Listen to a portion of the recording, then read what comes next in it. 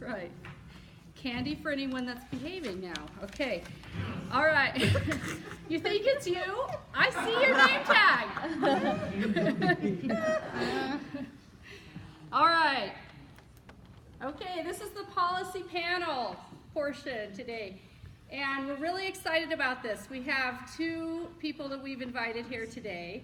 And we have Keith Gingery, is that right? Okay, I practiced it and then I failed. Okay, and he was a state senator and he's on the school board in Jackson, so he has that legislative type, background. And then I know some of you may know Jeremy Hill. He is currently the principal at Willow Creek in Riverton Elementary.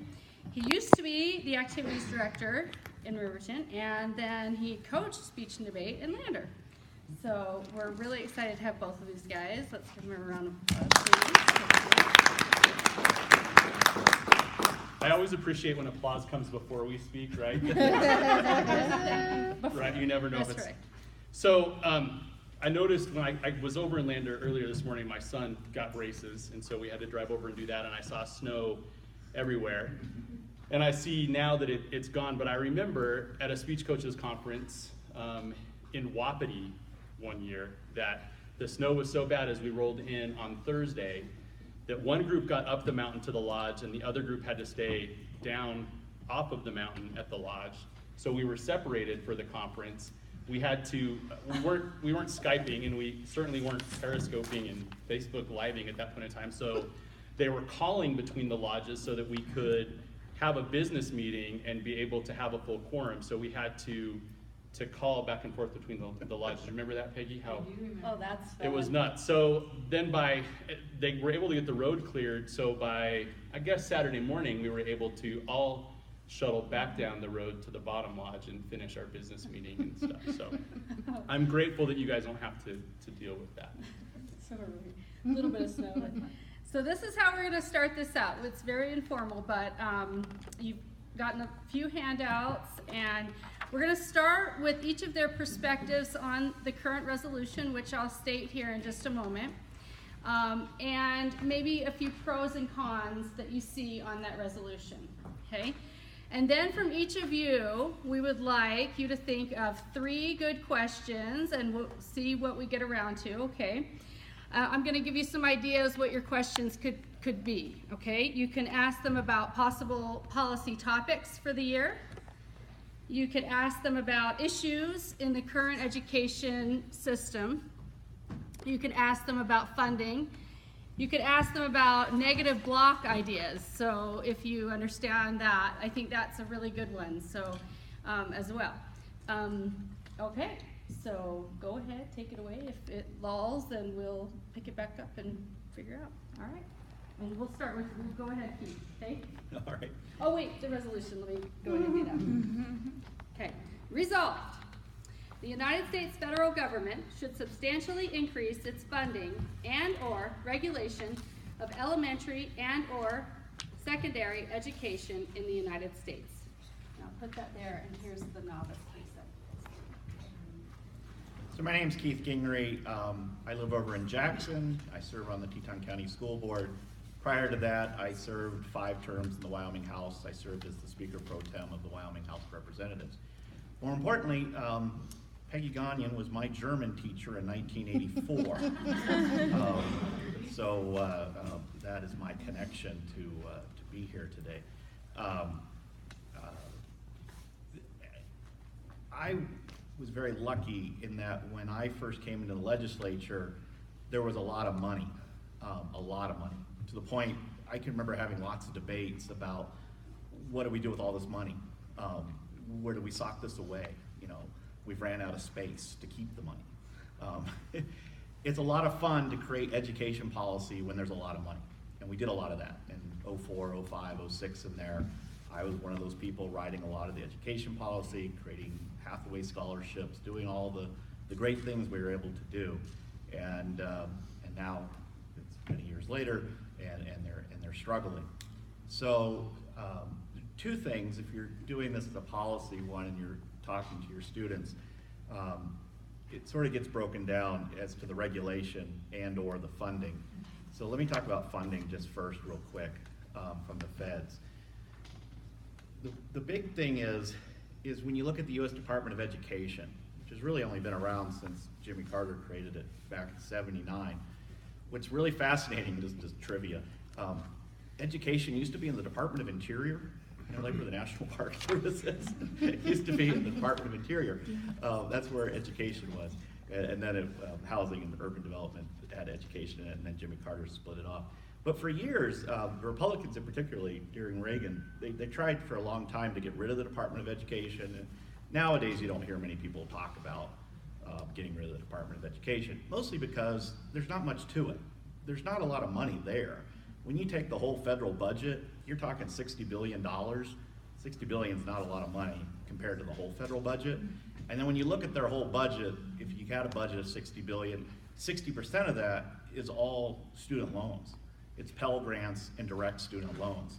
So when you take away the student loan aspect, you're really not dealing with a lot of money coming out of the feds at all. You're dealing with your Title I funding, you're dealing with your special ed funding, things like that.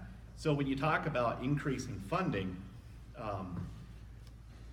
it's almost a drop in the bucket because in every state, you pay for education primarily through property tax. That's how everybody does it. That's all property tax across most of the states. That's how everybody does it. And you rely a little bit on the feds, but not as much as you think you would. The issues that always come up with the legislature always was, don't tell us what to do, you know, and that's how every state is. And it's funny, now that I sit on a local school board, we don't like the State Department of Education, and we don't like the State Board of Education. It trickles down. You never like anyone telling you what to do, and so you always hear the state of Wyoming telling the feds, leave us alone, we know what's best for our children, and then you hear the local school board saying to the State Department of Education, leave us alone, we know what's best for our children, and everybody above you always wants to tell you what to do. So I don't think anybody's too upset if there was more funding, it's what strings come attached. So, like, just in our local school district, the reason we always are hesitant to look at grants, there's always some great grants, like STEM grants, things like that. Like if you'll increase your STEM classing, they'll give you money. The problem is, so you hire some nice kid out of UW education, they come to work for you, and your grant runs out, and you got to go, hey, it wasn't sustainable, we don't have any more money in the budget, hey, good luck to you. That's always the problem with a grant, is unless you have a plan to sustain it, don't take the bait from the feds. And so that's always been the big issue on that part. The other thing, and this is just something, if kids are researching this to do this as a policy, make sure they understand how the Wyoming Constitution works. So the Wyoming Constitution has a very specific provision, and they use the word textbooks, but the courts have decided that textbook means curriculum. Only the local school board can decide curriculum. The State Department of Education, the Wyoming State School Board, or the feds, nobody can tell you what your curriculum is. And that's very specific in the Wyoming Constitution. It's a very interesting debate. You don't hear it as much anymore. When Common Core was really getting debated, the people that were opposed to Common Core would always bring that up. You can't tell us what to do at the local level. How the state always got around it was, hey, we're not telling you your curriculum. We're telling you your standard. We're not telling you how to get to the standard. We're just telling you what you should try and get to. And they're using semantics. To many people, that was, you're violating the Wyoming Constitution because you're telling us exactly what to teach. And by the Wyoming Constitution, you can't do that. And why that's in there from 1890, it's always very interesting. That someone in 1890 wanted to make it very clear that only the local school board can decide, and they used at that time the word textbook, and the courts have gone on to say that's curriculum. So that's always an important issue to look at. On the other side, and there's a lot more, and Jeremy knows this much better than I do, there's a lot more on the funding. We can come back to the funding. On the regulatory side, increasing federal regulation, how that normally happens is through the funding. we'll give you money if you do X. And a lot of times X is a good thing. You're like, oh, sure, I'll take that money, I'll do that. And it's, for us at a local school board level, it's the paperwork. We don't mind taking money and doing what they tell us to do with it, but sometimes it's more cost prohibitive to fill out the paperwork to tell them how good a job we did with their money than the stuff we actually did with their money. And that's always the funny one that always happened down in Cheyenne, and this was a few years ago. There was a person in the State Department of Education, and their job was on the federal grants, to make sure the federal grants were being done correctly. Bless you. But the federal law said that person could only do that job. You couldn't assign them any other duties at the State Department of Education. Their job was just to monitor the federal grants. We didn't have that many federal grants because we're not that big of a state. So their job took maybe 40% of the day. And the rest of the day was, I don't know, looking for snacks around the office, things like that. So it was this funny deal where the feds were like, no, that's the rule. This person cannot do more than. And that's where those weird, and that became a big issue at one point. That's where these federal grants get problematic. What I think, if you ask most state legislators what they would prefer, we love getting federal money, but no strings attached. Give us a block grant. Give us money and just let us do what we want with it. The one that you see a lot of them pushing nowadays is increasing PILT. So PILT is payment in lieu of taxes. But PILT really only applies in the western states. In those states where a large proportion of our lands are federal lands, so we can't tax them. So, for example, if I lived in the state of Virginia, most of their land can get taxed. Here in Wyoming, it's a very narrow amount. My county in particular, Teton County, 98% of my county is owned by the federal government. We can't tax 98% of our county. Our taxation is down to 2% of the land mass. So PILT tries to compensate for that payment in lieu of taxes, but it's a very minimal amount. The feds try to give you, compensate western states. So there's been a large push to get PILT increased because PILT doesn't have strings attached. So again, if you're debating this as a policy thing, the strings attached would be a big issue as to, is the feds using their money to force you to create an education system in a cookie cutter type fashion that the feds want, or are they handing you money without strings attached to do what you wish? So the regulatory and the funding do mesh. I have a lot more I could say, but Jeremy knows a lot more than I do. So I'm going to turn it over to Jeremy, and then maybe I'll come back and answer some more questions. Well, I think the important thing is for us to get to a point where you guys get to ask some questions, so I won't take up a ton of time. Like any good principal, I know that my teachers and somebody else knows more about the system than I do. So I went in and looked. I was trying to find just kind of a rundown of what all of the federal title programs were so that we could talk about those. And I found this handout from the Education Commission of the States, and that's what was kind of placed in front of you guys.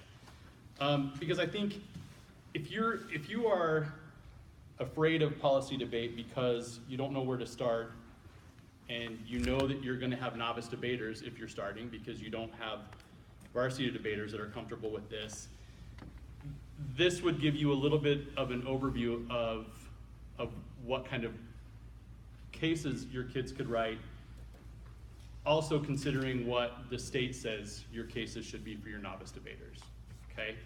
Your hope is that you're not always coaching novice debaters, that eventually they're going to become varsity debaters, and then these prescripted cases don't matter so much anymore. So if you look at, I guess maybe the second page on here, and again, full disclosure, this is not my work, this is somebody else's work. So Title I is for disadvantaged schools. So how many of you have Title I high schools? No. So Title I high schools are very, very, very minimal in the state of Wyoming because Title I decisions are based on free and reduced lunches. And what happens when kids go to high school? They don't want to. They leave for lunch, or they don't fill out the free and reduced forms. And so schools that we have that could be Title I schools are not because of of that loophole piece. So Riverton High School, for example, easily would qualify as a Title I because all of our elementaries are 60% free and reduced lunches. So in theory, our high schools are the same families of kids. They should be a Title I high school too, but by high school age, only our freshmen stay on campus for lunch. We don't have the free and reduced numbers to be there. So Title I is typically for disadvantaged students. So Title I money that comes to us from the federal government, well, it's built, like he said, it's filtered through the state. We have very specific programming that we have to spend that on based on high needs kids, poverty families, and we just this year went back to a school-wide Title I program. So whatever Title I money we use in our school, we can use for any family. Last year, we were a targeted assist Title I school, so we could only spend those dollars and that programming for families that were targeted as low income.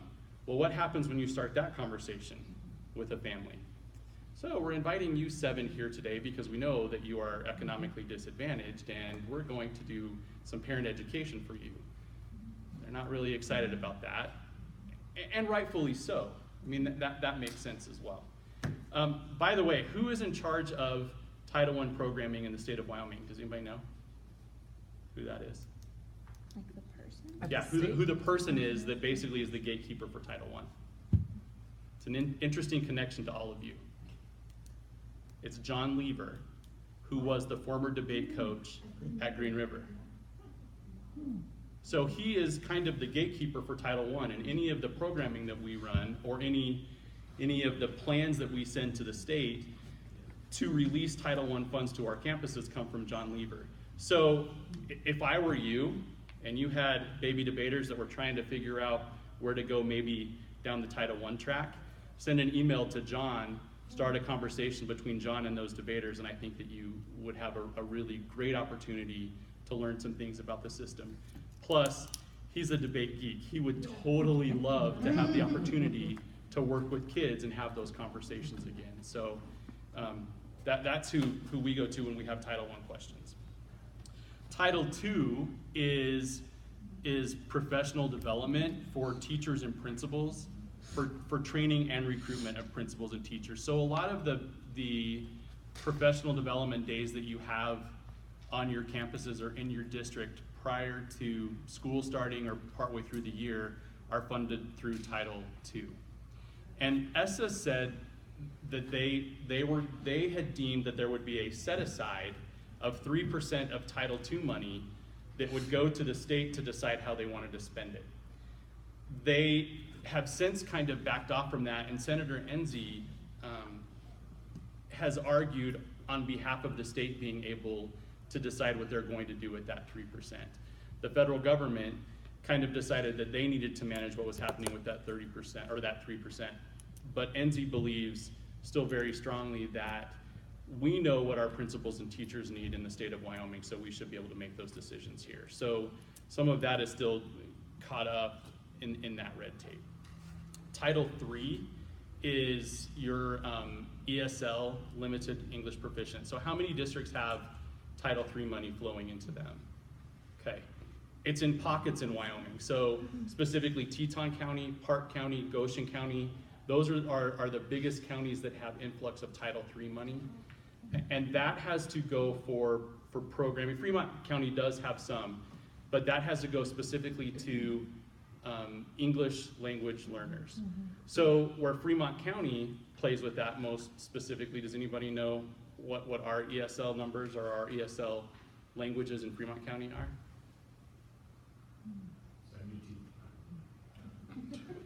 Arapaho and Shoshone, right?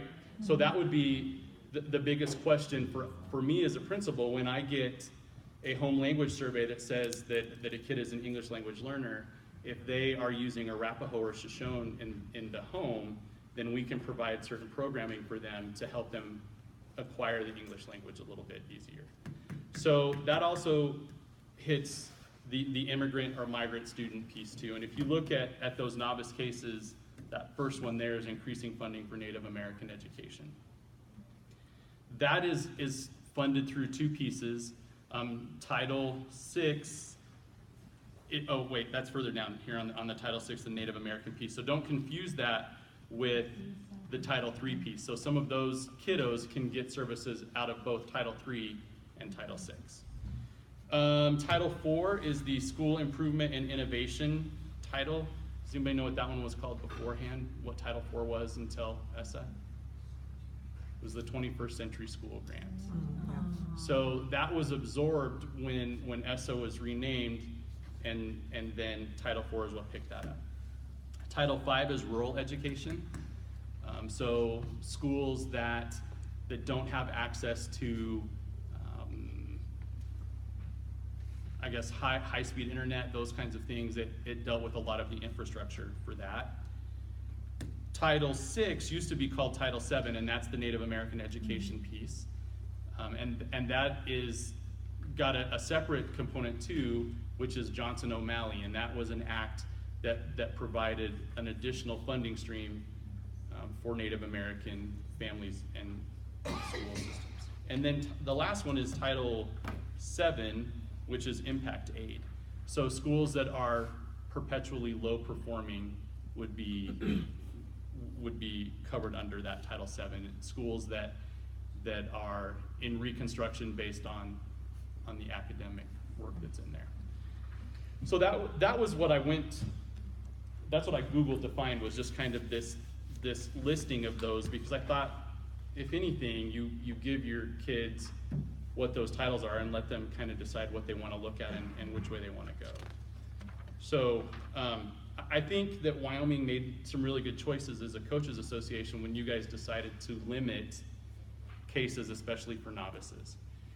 Because when I was coaching in Wyoming, it was completely open to whatever, and sometimes you'd sit in a novice debate round, and seriously, the affirmative had no idea what the negative was talking about, and the negative had no idea what the affirmative was talking about, but they were running canned cases and canned counter arguments, and as a coach or a judge, you had to sit there and try to figure out what the best piece was, and that didn't always pan out to very good ballots when you were getting them back as a coach. So limiting what they can talk about, I think, is a great way for you to build policy debate back up.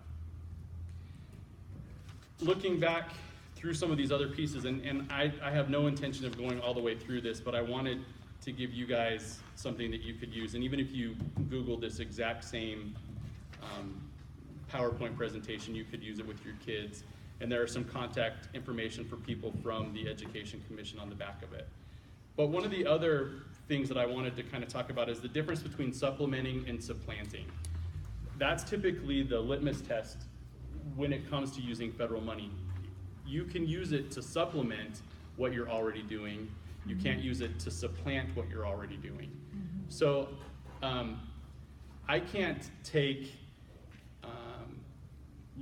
here's a great example. I can take Title VI money or Indian Ed money and buy backpacks and school supplies for just Native American kids if I am not buying, or if I am buying school supplies and backpacks for non-Native American kids, right? So if I'm buying them for non-Native American kids out of general fund or out of local money, I have to use that same local money to pay for Native American families to have those same supplies and backpacks. Otherwise, I'm supplanting, I'm using federal money to do what I would already be doing for every other kid.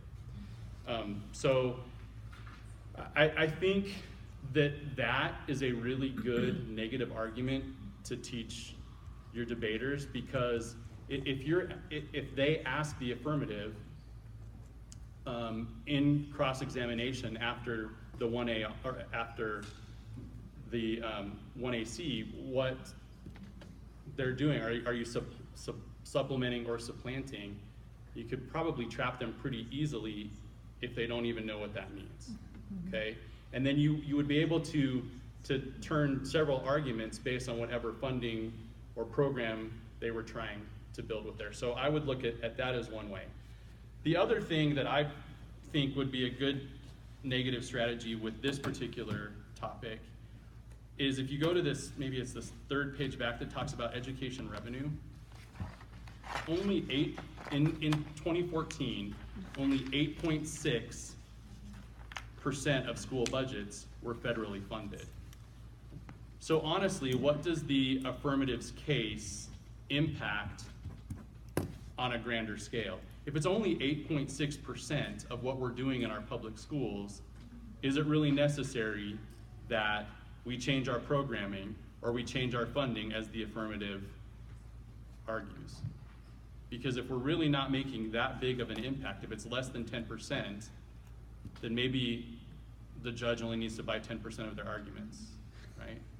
That's a little bit of a stretch, but nevertheless, the federal funding piece is a tiny piece, and what Keith was talking about, those state sources at almost 50% and the local sources at almost 50%. You're not looking at a huge section of what's going on there. So from a NAEG standpoint, that's probably where I would coach kids to look there.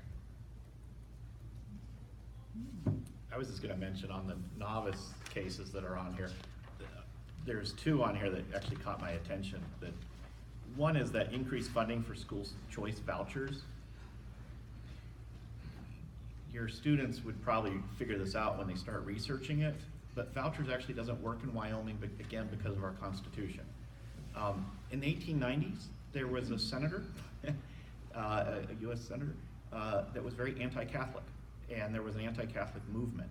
So in the 1890s, we group constitutions in groupings, and so original 13 colonies, and then you move up and you find states that came in throughout the 1820s and 30s, and then you have some other states. Like Colorado's never included with Wyoming, because Colorado, their constitution came about 15 years before us, so their constitution is very different than Wyoming. Montana actually had a constitutional convention in '72, so theirs is very different than everyone else's.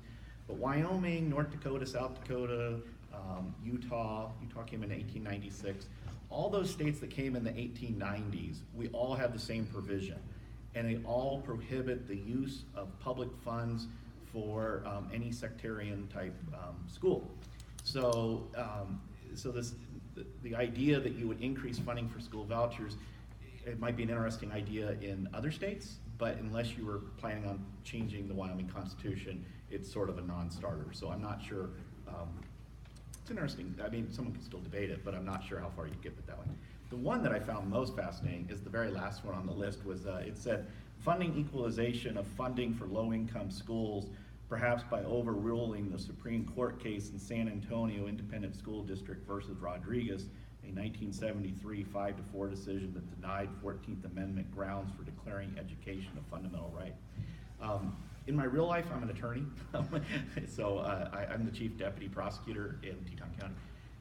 So that one I found most fascinating, and that one, if I was a student, you would actually find a lot of material on, because you can really, what happened even though it says San Antonio versus Rodriguez, what it ended up being, it was just like our Campbell cases here in Wyoming. It turned into all the school districts. So it was essentially versus the entire state of Texas and their entire funding model. And what they argued to the U.S. Supreme Court, there's two things that come out of that case that are fascinating, that have huge impacts today on education. One is, we have a thing called suspect class. A suspect class right now in the United States is race or alienage. What it means if you're a suspect class is that we use a higher scrutiny when we're evaluating whether or not a right has been taken from you. And so with race and with alienage, we use what's called strict scrutiny. So it's a high standard. It's very hard to overcome strict scrutiny when government is trying to do something. What they were trying to argue in that case was that poverty, kids in poverty, is a suspect class, and that a higher standard should be used when you're evaluating. The court said no, that's not a suspect class. And then the second part of the case was they ruled that education is not a fundamental right. So, and if you look at the U.S. Constitution, nowhere does it mention education anywhere in there. So it would be hard to argue. The only reason in 1973 they thought they might do it Roe v. Wade had just come out. And in Roe v. Wade, they found the right to privacy, even though it's not in there. It was implied. And so there was this belief that the court in the early 1970s was looking more to implied rights. And so they thought they would find an implied right to education. They did not. You rarely see cases go anymore to the U.S. Supreme Court because most people recognize that the feds do not recognize it fundamental right to education. And all that means is we would use a higher standard when you're evaluating a funding formula from a state. You would use a higher standard because you don't have to use the higher standard. You use the lower standard of just rational basis, and all the state has to show is that there was, that they weren't crazy. And that's pretty easy usually, not always with legislators. But a rational basis is much easier than strict scrutiny. And this is the part your students would find fascinating, Wyoming does have constitutional provisions on education, and that's where the Campbell cases come from. And the Campbell cases are extremely important to the state of Wyoming.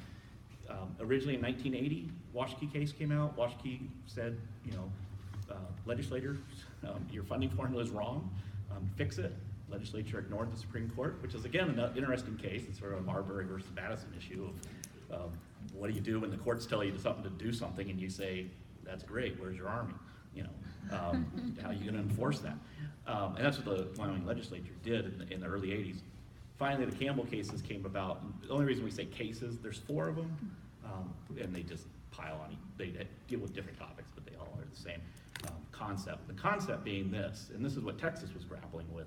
The concept being, we've always used local property tax as our way to fund education. The problem with that is poor versus rich. So on your license plate, I am from 22 County. Does anybody know where the numbers come from on your license plate? It was the assessed valuation in 1923 of your county. So it tells you who was the richest and who was the poorest in 1923.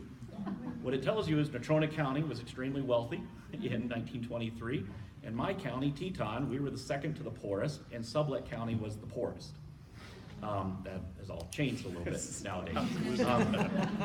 But the point is that when I was a kid, schools in Teton County weren't that great. We don't have a lot of tax base. We don't have any minerals. We can tax Harrison Ford for all we want, but you can only pay us so much money. I can remember traveling to Evanston, and we were just fascinated with Evanston High School. There was, in the early 80s, they'd gone through the uplift down there and Amoco and all that, and Evanston had everything. I mean, those were the rich kids. I mean, there was the Teton kids talking about the Uinta kids being the rich kids. And that was the problem in Wyoming. Wyoming had that problem where you were not getting a fair education because you were not getting equal funding across.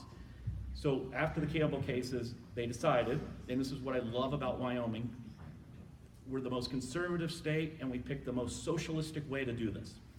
We take all of our money, we put it in one big pot, and then we redistribute it. If it's not communism, I don't know what is. But never tell the legislators that. But what we do is we all collect our taxes, we put it all into one pot of money, and we redistribute it back based on your ADM multiplied by your prototypical model. It's a great system. It's bad though for some. Take, for example, Big Piney. So Big Piney collected last year $80 million in taxes. Under the formula, they only need 10 million. So they got 10 million back. Their 70 million went to, Fremont 14. Fremont 14, probably they needed it, so it went to them. They're an entitlement district, not a recapture district. The difficulty is that this year Big Piney is losing students, people, with gas going down. So people are moving away. They had to lay off 7 teachers. So here's a school district that brought in $80 million last year, laying off teachers because of how our formula works. So when you talk to the Big Piney School District board members, and we just did the other day, we had a meeting with them, it was fascinating to talk to them because it's this frustrating thing where you're shipping $70 million off to other school districts to help them, but you're laying off teachers because you don't have enough students. So the formula works somewhat. That's how we solved it in Wyoming. So back to the San Antonio case with Texas, the concept is should this be coming from the US government? Probably not. Use your state constitutions to get what you need. And in this case, we've gotten pretty much what we need. What our problem in Wyoming right now is we just don't have enough revenue coming in to keep the formula going. And that's what everybody's arguing about now, is that prototypical model is what should be in that model. This is just off aside just for a second. I don't actually think we have that big of an issue. When I was there, we socked away, there's $2 billion sitting in the LSRA. You got $8 billion sitting in another account. We have just the water accounts themselves. We're not planning on building any big dams any time in the future. There's $1 billion sitting there.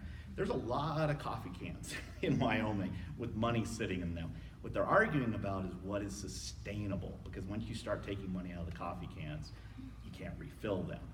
But it's not as if there's not money. It's, like when everyone goes, oh, we don't have money, suddenly we do. We have money. It's just whether or not you're willing to go to the coffee can. I'll just throw out this one last thing. The feds believe they did fund our schools in 1890. So in 1890, under our Organic Act, they gave 2 sections of land, section 16, section 36, anytime you pull up a plat, that is owned by the state of Wyoming. It is for the benefit of the schools. What the feds were intending in 1890 was that's how we were going to pay for our schools. We would slowly sell those off or use the leases off of them, and we do. That's what state lands does, state SLIB. That's where their money's coming from. They're selling those off, or mostly what they're doing is leasing the mineral rights underneath.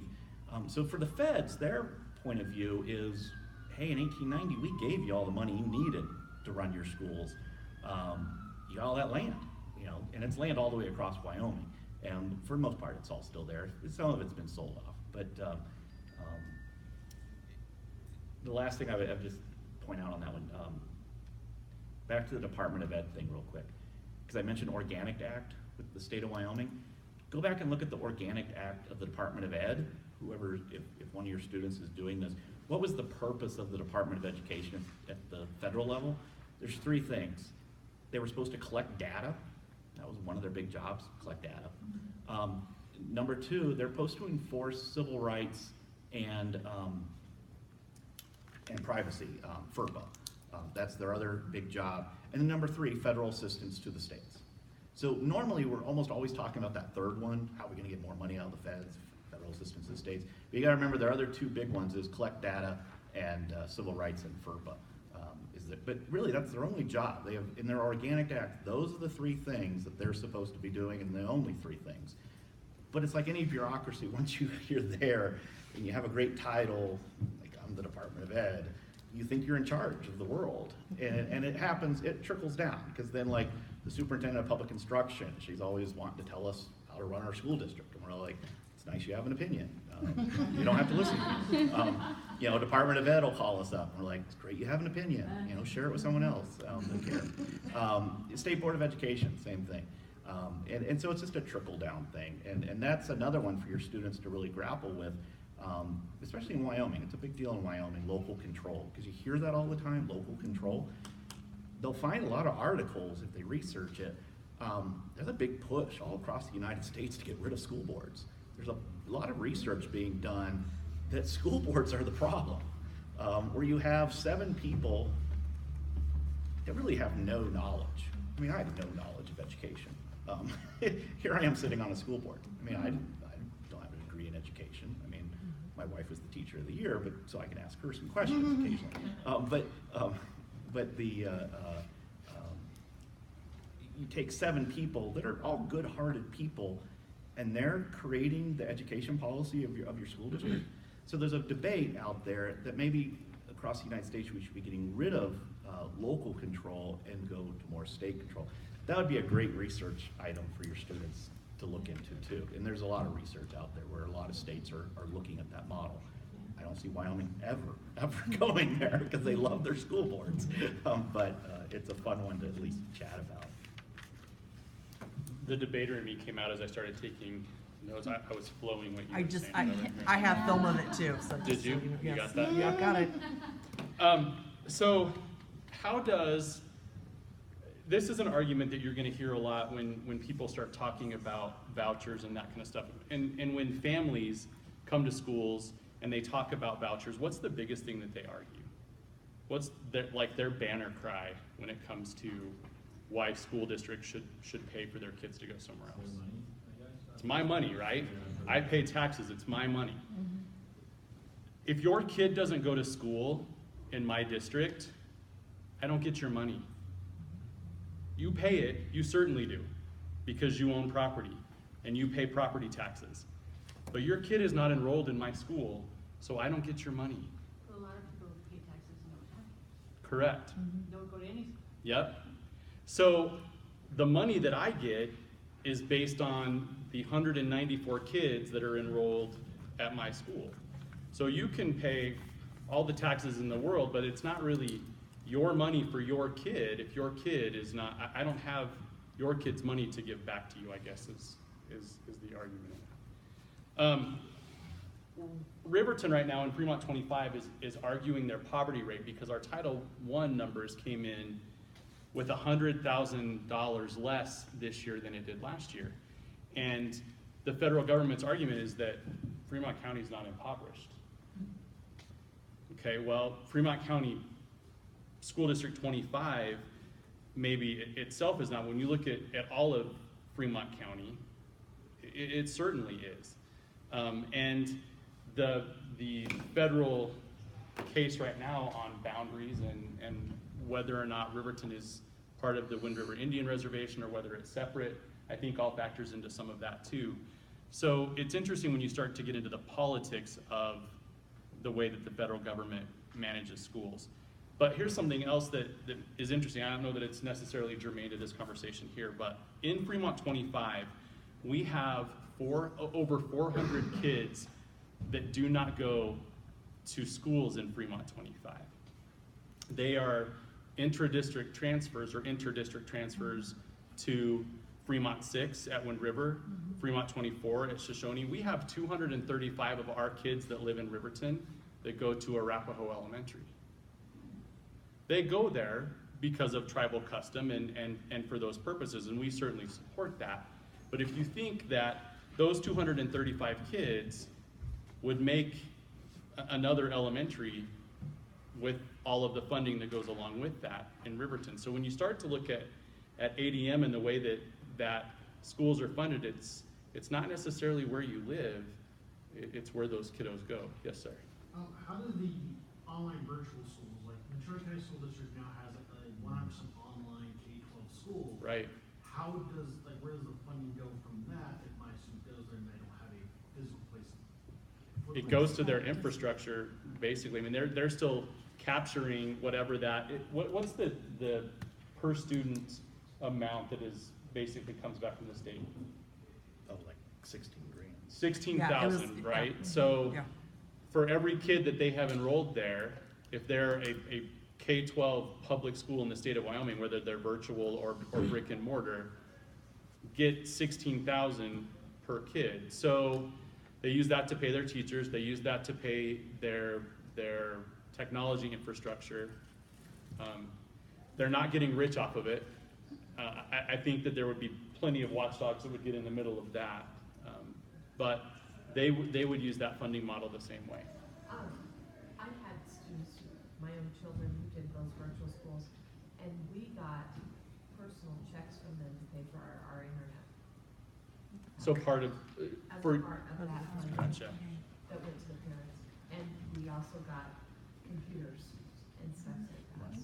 Karina. The arguments that you guys are making for like state constitutions and how you look to the states, every state's different, there might be a revenue problem. In my mind, like would give reason for why the resolution should be true. You would want to give more control to the feds to regulate that more. Does that make sense? What would your answer to that be? If the problem is revenue state by state, wouldn't having more control by the feds solve that? It would. That would be, I mean, that's an interesting case structure, certainly. If you look at taking back over some of the programming and working it from a federal level. I think you could run, from the neg standpoint, you could run a constitutional argument, a local or a state constitutional argument back the other way. That the state does, well, specifically in the state of Wyoming, that it provides for local control. But can you sever those, because it says and or, Mm. to allow them to have control over decisions about their schools, but still increase funding on a federal level to solve revenue problems. But I think it's gonna come with strings. I mean, I think there's no way to get around that. The federal government's gonna come in and say, no, you'll do it this way. We're gonna want local control, and there's strings always involved, so I don't know. Right. Drinking age, right? Like the reason it got raised Oh, to yeah, 21. yeah. Is that and doing too many strings attached to federal dollars? I don't know, I'm just trying to wrap my head around this topic. Do you guys think there's a need for Title I through 8 funding, or are we not meeting any of those needs in basic science students, Well, principal training? I tell you, I'm gonna tell you we're not getting trained. in Fremont 25, it's worth it to us to jump through the hoops, because our consolidated grant, when you look at all of the federal money that comes back to us, is several $1 million. And is it a block grant, or is it Well, All of them. it's a block grant of sorts, because you have to say what you're gonna spend the money on, but it all comes to you as one chunk, and then if you're gonna change anything that you're gonna do with Title I, you send a nice little email to John Lever and say, hey, can we so our kindergarten, we have a kindergarten center in Riverton that we opened last year. We take all of our kindergartners there, we level the playing field for all of them, and then we farm them out to one of 3 elementaries that are 1st, 2nd, and 3rd grade. And that's what I'm principal of, is one of the 1-3 buildings. Our kindergarten numbers jumped 100 this year. We have 100 more kindergartners this year than we did last year. but you got less money, right? Well, all of our funding this year is based on last year's numbers. Yep. So we don't have enough money to pay for the teachers that we need there. So instead of being 16-1 in that kindergarten center, we're 20-1 or 21-1, depending on which of those 10 sections you look at. Isn't it a 3-year cycle too that they look at for the numbers? It and is. yeah. So it's gonna take us a while to Yeah, recapture exactly. that Yeah. money to come back to That's why us. that comes So down to we've had to ask John if we can use Title I money to hire more staff to be able to manage those needs there. So it's definitely a strings attached kind of game, for sure. In documentation, you have to be able to cover your rear the whole You time do. and say, you know what, a lot of it is just very subjective. I mean, when you're reading the rules the federal government have given you, you look at it from, you've got to look at it with a Yep. greater scope, because many people look at it differently, and so and where one person looks at it and says, nope, we can't do this, the other one goes, well, no, it's saying we can, Right. and it gets so muddied that, Well, so what if you wanted to, and I know you guys have some questions here, but what if you wanted to guide your kids away from a conversation on funding and look at other federal programmings or other titles that are not funding centric? So Title IX, Someone just got. it's not funding driven, right? They could withhold funding if you were in Title IX violation, if you didn't have a balance of men's and women's athletics. Title IX would step in, and the Office of Civil Rights. And when you were talking about the civil rights function, it kind of made me think about that. It's not funding related, but it's definitely programmatic, and it could be an interesting angle for an affirmative team to take if you were looking just at the programming. Because you could argue it both ways. Like in our district, we have one sport the boys cannot have, because we don't have enough girls sports, so we can't add the boys sport. So it gets very frustrating to that particular boys team, because we can't have them under federal law, because we gotta add another girls team. There's not another girls sport to add. Right. And so we're in this conundrum, you know, because you gotta have them equal. So Well- it would be a fun one to argue, because it seems like it's a no-brainer when you first talk about it, and then when you start trying to actually put it into practice, it gets more difficult. Well, and if you look about, this is the AD in me, if a girl wants to play football, or if a girl wants to wrestle, what do? We let them do it, because that's important. But if a boy wants to play volleyball, what do? Why? I mean, theoretically, why? It's not a really strong argument against that. I don't know. We can look at the white male focus on why that is that way in the world, but that's a totally different topic. That probably should be a public forum topic. Give us our link to our gender cases, right? Yep. What else? What other questions or thoughts do you guys have? No, I was just going to ask about the impact aid. Doesn't that help fund some of those positions too? It as well? does. It does. So, and it's probably more of an elementary problem than a secondary problem in the state of Wyoming. Instructional facilitators had their own grant, and those were set aside to focus specifically on math or literacy. Well, that entire IF grant went away last year and it was reabsorbed into the block. And so school districts that kept instructional facilitators had to do that within their own general funding. The caveat in that was that we no longer had to be tied to just literacy or math. We could use them for other things if we wanted to. And typically everybody that kept them did keep them tied to literacy and math. But the Bridges grant went away also, and Bridges is what funded all of our after-school programs, our summer schools, any of those extension pieces. That went away also and was absorbed back in. The cool thing about that is that I can run a gifted and talented program using that money, and I don't have to tie it specifically to literacy and math. Now, I'm tested on literacy and math, so I'm smart if I still somehow tie it to literacy and math. But when my art teacher can come in and teach math, that's kind of a cool thing for kids that don't learn math the way other kids learn it. So it gave us some latitude in being able to do that a little bit. You know, instructional facilitators is an interesting one to talk about. When we were, so in 2004-05, when we were really looking at when we realized we had a lot of money coming in and things were going really well. So you brought in a lot of consultants, had a lot of discussions. What are the things we want to do? One was increase teacher salaries. The reason for that, and if you remember, if you were around in 05, we did a teacher bonus that year. Everybody got $1,000 that year, something like that. And then the next year we implemented the kindergarten teachers in my district went from 40,000 to 60,000 in 1 year. And it was a big jump in 05, 06 in there. And what the impact of that is not, didn't affect us nationally. A lot of people like to look at the national numbers. What it did was kids graduating from Idaho State University in Pocatello, which is near us, we got all their best kids. Top 10 kids, right to Teton County. Kids graduating out of CSU, kids graduating out of Nebraska, kids graduating out of Montana State. All the surrounding states got impacted. They all figured out what we were up to. We stole everyone from MSU, CSU, Idaho State. All those kids, their top graduates, all came to Wyoming because they graduated. They looked around regionally, because you gotta remember, some kid from New York's probably not coming here. Some kid from California is not coming here. You're looking regionally. So all we had to do was beat out our competition was the regional states, and we did it well. Everyone surrounding us graduating said, I'm going to Wyoming. Why would I go to Driggs, Idaho, which is a half hour from my house, to their elementary school where their teacher is paid 40 grand, or I can be in Jackson and making 70 grand. You know, it was a no-brainer for a lot of these young graduates coming out of school. So that one was a real positive. The other big one was instructional facilitators. And there actually was research done. And this was a large part of what we were doing in 04, finding things that were research-driven, that you could find correlations.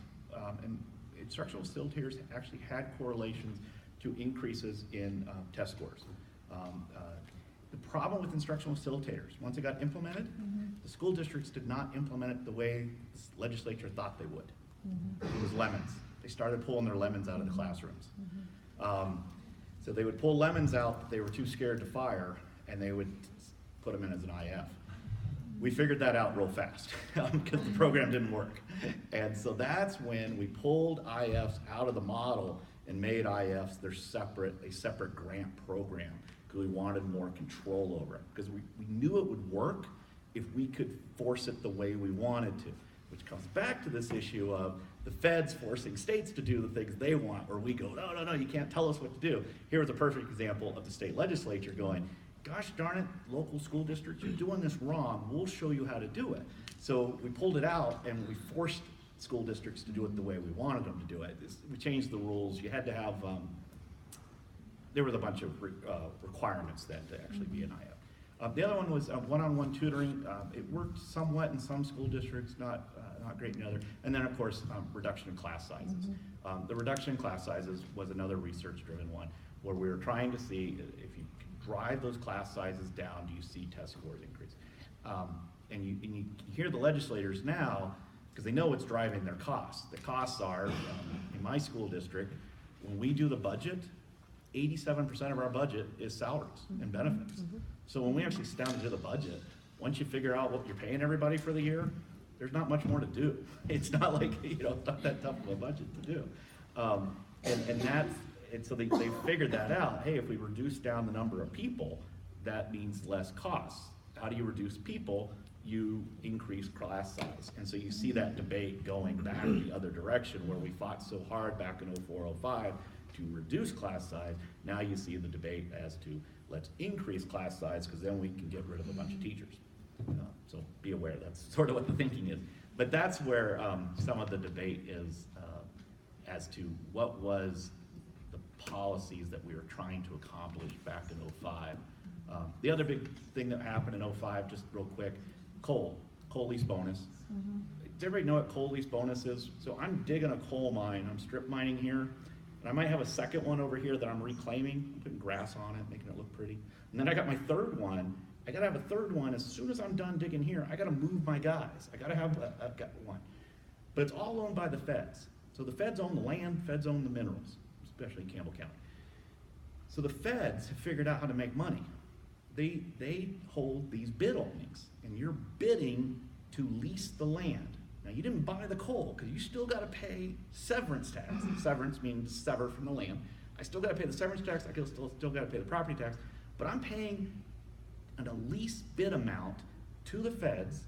And if you ever heard of Cliff Hansen, he was a US Senator from Wyoming, bless his heart, he was able to pass a law that we get to split those 50-50.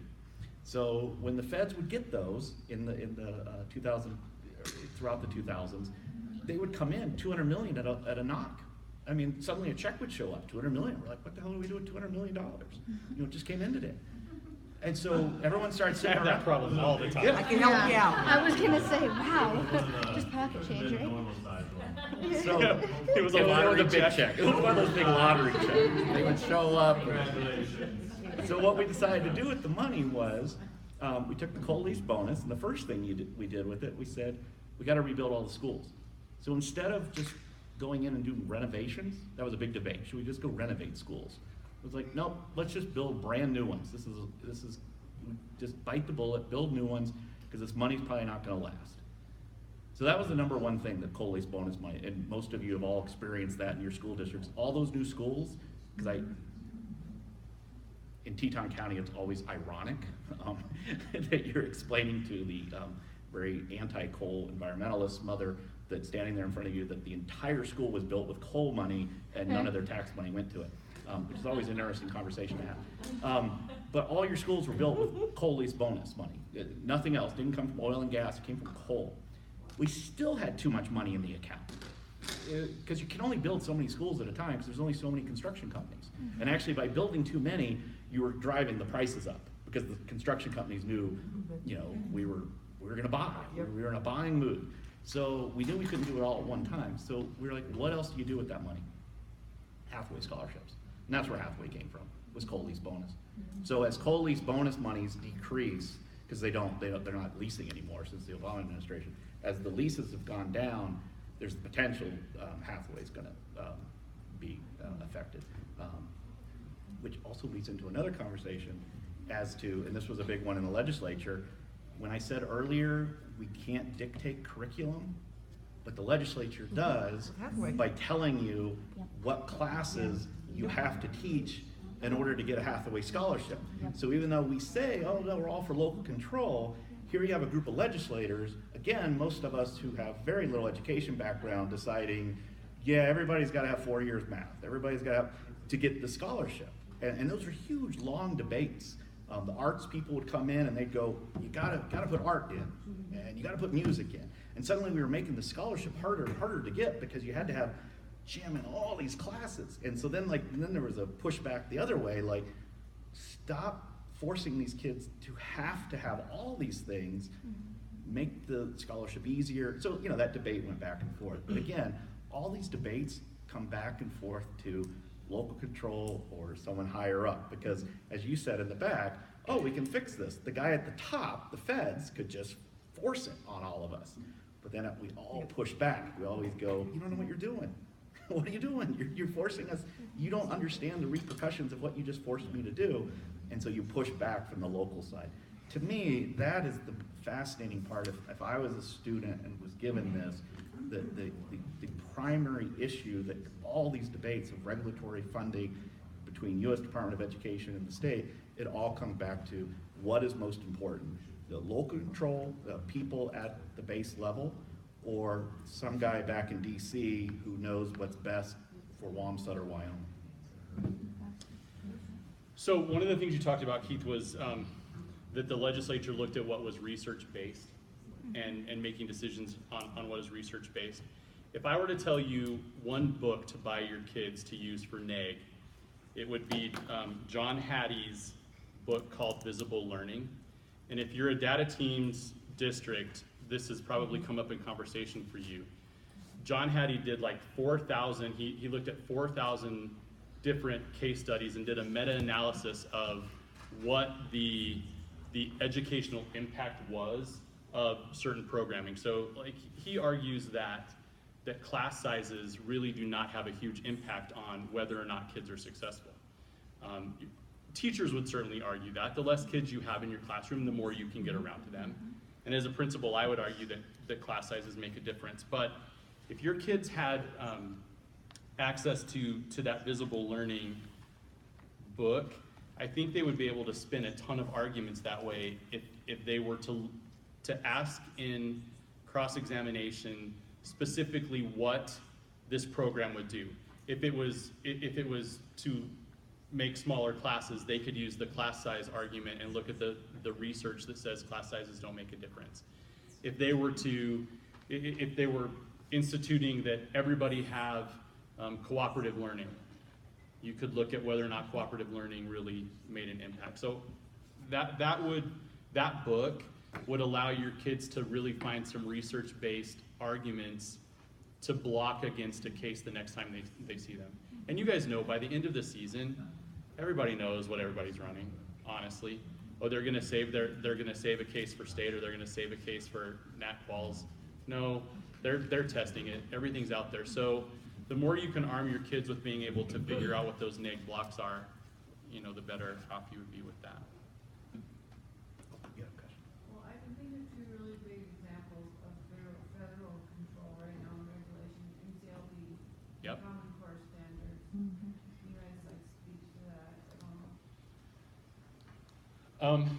Well, No Child Left Behind really kind of, from the administration perspective, has been replaced by Every Child Succeeds Act. So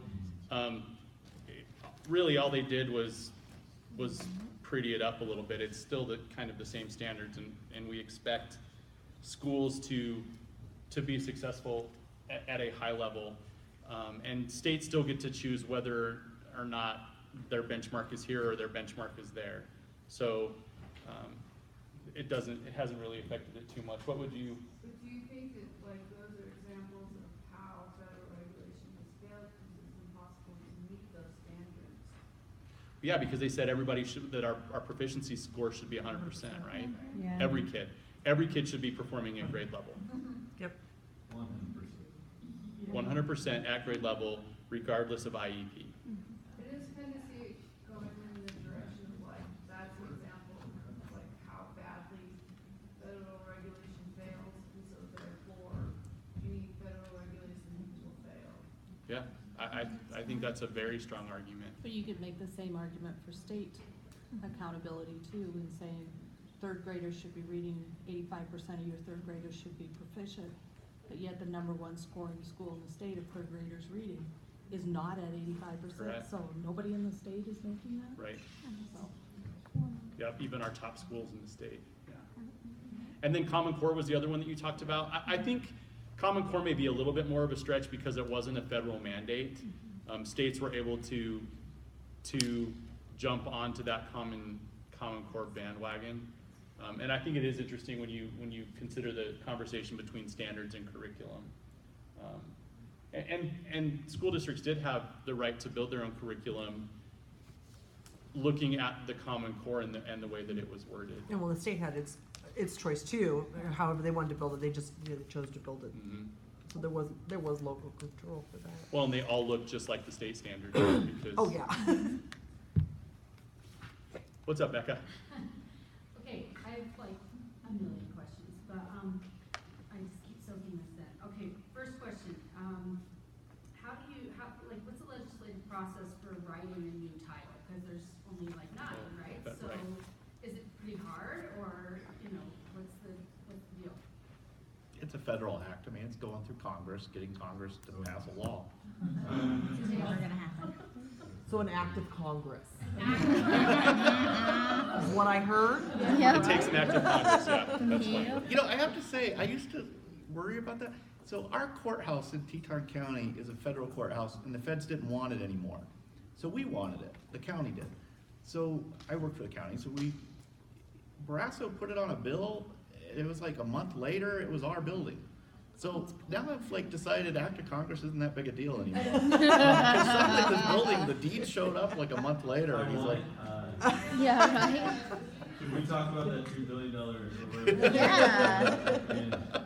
So how often, do the feds offer money without any strings attached? Never. well, no, and for a good reason.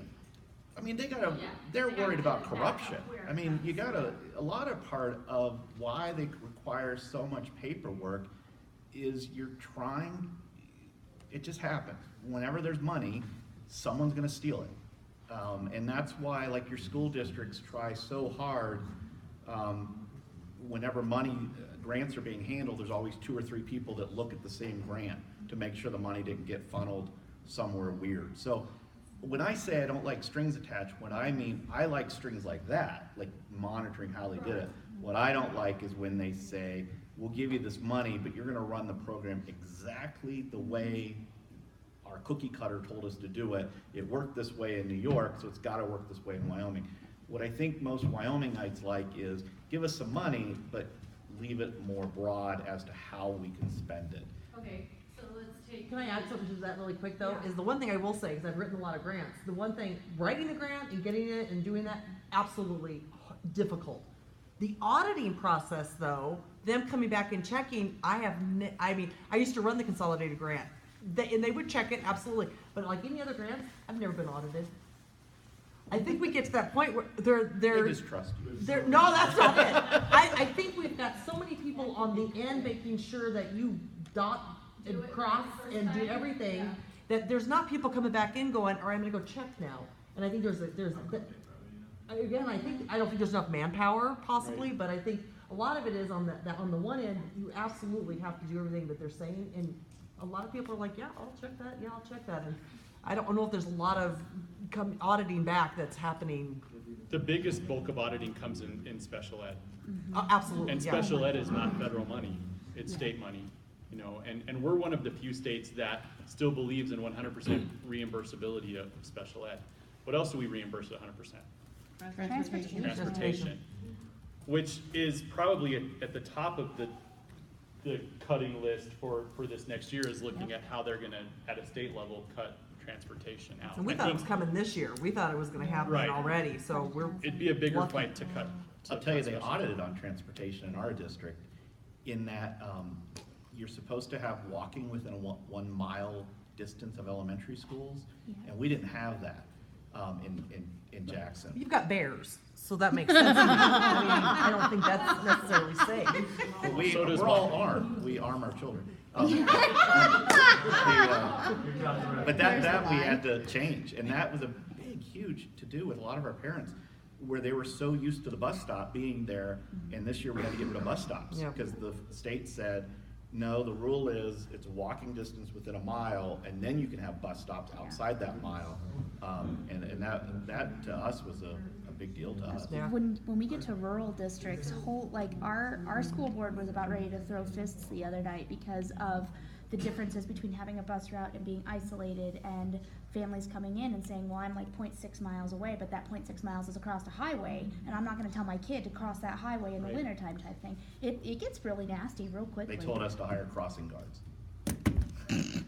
Now, is that the state level or is that federal money? State. That's state. That's a state That's right. state. Yeah. That's all Or state. something. We did create, actually, you guys would appreciate this. We created a walking bus. So the kids line up. Like the Flintstones, is that what we're It saying? is, it actually is. The kids line up like where all the other kids line up for the buses, but instead of actually getting on a bus, there's an adult standing there, and they walk as a group to each other's houses, and they drop off at each house one at a time, and then the adult walks back to the house, to the school. It's called a walking school bus. Make it any longer, 'cause they're all close. But once again, that's based on logic, we have a bus driving right by. Yeah. Yes. What Oh, difference yes. does it make No, to no, it stop? totally, yes. Yeah, That's what the parents would say. That's right, yeah, the bus has to drive past that. Uh-huh. Hattie? So, just out of curiosity, you said that transportation is at the top of the list. I would think so. Is that unique to Wyoming, or is that, and why is transportation at the top? do you think? I think because of that 1 mile rule. I mean, I think they look at that as a way to cut money and to save money. But I think the logic of the bus is gonna drive right by the places they're no longer stopping. Well, a kinda lot of it sense has to that do with. make. So you can come up with a formula. So try to think of it from this direction. So you're coming up with a formula of how to fund. It's really easy to fund a school because you can come up with your prototypical model. So an elementary school should have a principal. If you're over so many kids, you should have an assistant principal. You should have a nurse. You should have one school psychologist, and you should have one teacher per 16 kids, whatever that is. I can actually do that formula out, and I know exactly how much money to hand that school district, or to hand that school. The problem with transportation is everybody's different. I can't come up with a formula to figure out how much to actually hand you, because I don't know what your distances are. I don't know how much gas you're gonna use. I don't know how many bus drivers you need. And so it was just easier. I mean, to be honest with you, it was just easier to go, you know what, on transportation, whatever you guys spend, just send us the bill and we'll send you a check, 100%. But what happened is, like with anything, you tell someone you're gonna pay for everything, they take advantage of it. And so like, every time like our school district needed a bus, it's like, yeah, sure, order up a bus. You know, send the state the check, or send the bill and they'll send us a check. Or if we needed to expand a bus route, yeah, sure, Moran needs, Moran's up in the northern part of our county. Yeah, well, they need an afternoon activities bus that'll bring all those kids to Jackson, that's a long ways. Things like that. We were, when you're getting compensated 100%, you don't monitor yourself. So a lot of what the legislature's talked about is taking the 100 down to like 90. So we'll compensate you back at 90%, but that difference you're gonna have to find in your model. Because you gotta remember, we give you the money, the school district gets the money, the legislature gives the school district money. The model is just that. You don't have to follow the model. As they always say, you could take all your money and just hand it to the superintendent and say, have fun in Tahiti. You don't have to follow the model. Now legislators pay attention that you're following the model, especially like in Teton County, we do not actually pay our teachers to the level that the model says we should be paying our teachers. There's a lot of reasons why we do that. Legislators picked up on that we don't pay, but then Star Valley too, they pay way over the model. And so then legislators pick up on that. Why are all the teachers in Star Valley getting paid more than all the teachers in the rest of the state of Wyoming?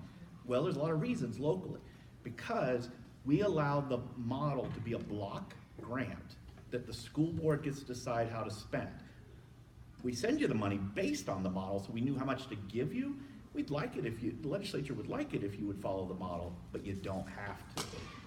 That's how the model works.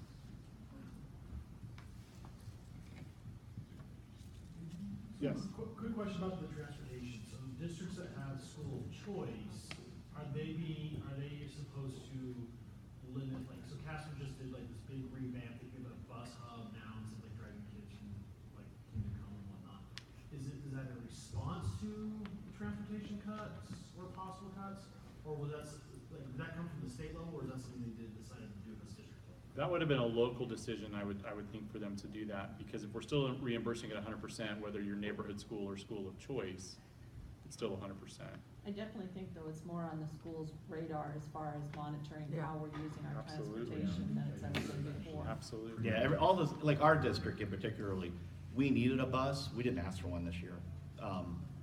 Because we didn't want to be like the guy that anyone's paying attention to. We're like, yeah, because you don't want to be the one that's like, well, you know, Teton County's the bad guy. They're the ones screwing up the whole system. So we didn't even ask for an extra bus. But in even all though we fairness, needed you guys got moved from 3A to 4A Yeah. this year too, which completely changed everybody that you were playing, changed the distances that you guys have to drive now. I mean, it. Except for speech. except for speech, yeah. We have an interesting issue in Teton County. We have 4 private high schools. Let's see, Journey, maybe just 3. But we have four private schools, three are high schools. It's a big deal in Teton County. These are heavily attended private schools. There is a state statute, and it was designed for homeschoolers, but it's sort of the issue. Peggy said it earlier. She says, well, everybody pays, I pay my taxes, so you have to do something for me. And this is the argument homeschoolers used to get this passed in the first place, was anyone can come to our high school and participate in our activities, and we cannot charge them extra. We can't charge them a fee. So if they show up, we have to let them into our activities. It was designed, I think, more for homeschool, which made some sense. You want the homeschool kids to come and participate in activities. What's happened is our private schools all figured it out. We have one private school that is directly across the street from our high school. Those kids just walk across the street in mass at the end of school, and they participate in all our sports. Our cross-country ski team, 70% of the kids on the team are not from our high school. And so, and then when... I think your tennis is like that too. Yeah, Wyoming High School Association, the Athletics Association, determines how big you are by not how many kids are actually participating in the sport. They take how many kids are in your school total. So because we have 4 private schools participating, they take our high school, Journey's high school, the other high school, anyway, they take all those numbers, and that's how we bumped up all the way into 4A, even though really our high school is not that big. It's an interesting issue as to, we talked earlier about vouchers. In this case, it's private schools with no vouchers, but utilizing the schools, and we're not actually getting compensated back from the state. But Because it's actually, don't they have to then also, they have to pay WASHA a registration fee? Yeah, they do. So They do. WASHA's getting a little money from them, even though. You the do, school you have, district's they not. have to become a member. Right, but They they do have to don't, become a member. But they're not a member, we're the member. it's a combination school They agreement, have to so. write a check. Yeah, each student has to be a member Right. in order for It's that, above. you don't see any of that, Yeah, you won't right. see any of that, the Wyoming High School Association, they get that. And so you don't get any money for them because it's. So we've worked out a separate deal with each of the private schools. Okay. We've tried. Because it's a combination school agreement, so you can work with the school, you can charge the school, but you can't charge the kid. And it doesn't count for middle schools. Middle schools, you can charge a participation fee to homeschools, but not at high school. Anyway, it's an interesting issue. And the virtual school kids. Yep. How does the Hathaway work with private schools? I don't know that I they. don't think they're eligible. Okay, is that why we get them their senior year? There was that little loop that they're jumping through. Yeah, we get homeschool kids and anybody, yeah, we get them. And they only have to enroll the second semester of their senior year to qualify for Hathaway. They don't have to, they just have to graduate Yeah. from a high, they have to graduate from a Wyoming public school. Yep. Yep. Yep. How much of that? Becca, did you have more questions too? I did. I really wanted to probe a little bit more on the question of the strings attached. So here's my next question is, let's take the novice topic of money for Native education, Okay. okay? Native American education. So let's see, how much regulatory, like, what are we looking at? Because in policy debate, I want to know if my kids are going to write something, what's normal, and if they're going to call a team out, how they do that. Does that make sense for being too regulatory, or do you know what I'm saying? So your funding model in Title VI is based on your native enrollment. Okay. That has to be proven through an application. Basically, they have to prove a certain percentage of blood, and the family has to vouch for that. And then they go to the tribal rolls to verify that that is the case. Then that money is a block grant that the local decisions are based on the Parent Advisory Committee under Native American education. So you have a Title VI board and you have a Johnson O'Malley board, because it's two different funding streams. And it's interesting to me, and I don't know the history on all of those, but it's interesting to me that Johnson O'Malley and Title VI haven't been merged. One must be in the Department of Interior and one must be in the Department of Education, and that's why. I believe so. Johnson O'Malley, I think they have a bunch of loopholes that they have to follow. They do. Because our tribe hired Johnson O'Malley director for the Arapaho tribe, whereas the Shoshones have their own. And didn't they put that money together this year, and they've had to figure out how to?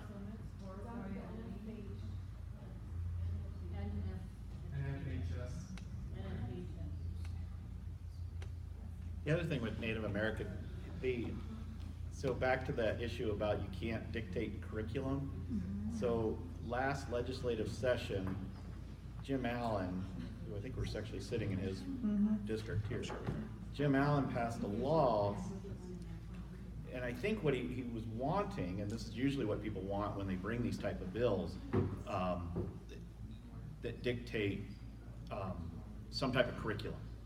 So we've seen it before with the other one that we had, Hunter Education, I think. So someone always has a bill, like, I want this particular topic taught in school. Oh, financial education. Somebody was really big on that for a few years. They were wanting to require that to be taught. And again, it goes back to the Constitution. The legislature can't dictate what is actually taught in the schools.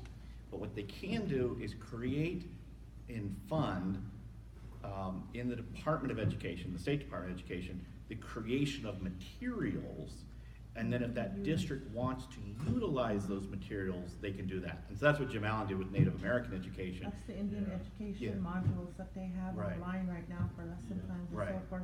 And they looked at what Montana was doing at that time, as what they're doing right now, because they're far ahead of us with implementing Indian education, while cultural awareness, integrating cultural awareness into all classes, because you have to look at where, you know, the history of our Native people, the history of the boarding school era, the history of the pre-reservation days, the impact, that historical trauma that is still there, because you have in other states who are mandated to teach about the Holocaust, you know, and so, you know, you have to think about, you know, that Wyoming, we're way behind on making this available, and like you said, we can't dictate, it can't be dictated, but we need to make it available.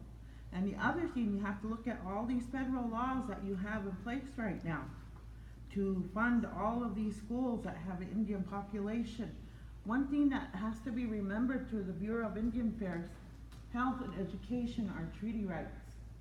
Our people gave up their lives, gave up their land for those treaty rights. And so, you know, that's one thing I always stress to my children and to my students. You don't get a free education. You're not getting free health care. Those are treaty rights. We are a sovereign nation. And that's the one thing that we have to remember. And sovereignty is always argued. One president couldn't answer what sovereignty was. You know, so you have to think about all those and what we're introducing here and what needs to be debated. And I just wish I could get some of my kids to get involved in that. But you know, they want to do poetry and they want to do but because they're, you know, you have to research it. Yeah. Because there are loopholes. Policy can interpret it however you want it to be interpreted. We have seen it. Not one of our treaties have been honored. Not one. And so, you know, that's why I just, you know, I'm glad that I was here to listen to you, because there's things I wasn't aware of. And so, very interesting, and very, you know, for me, I think it's gonna be challenging with the topics that we have, but it's going to be a challenge that I think our young people can rise to. And I really hope I get some of my kids on board. Oh my God. The quickest way to do that is to find out which school is running a Native American case and get your kiddos in that round to listen to that, and I think they would come out of there fired up. What you said about the tax from Big Piney to Fremont 14. I teach at Fremont 14.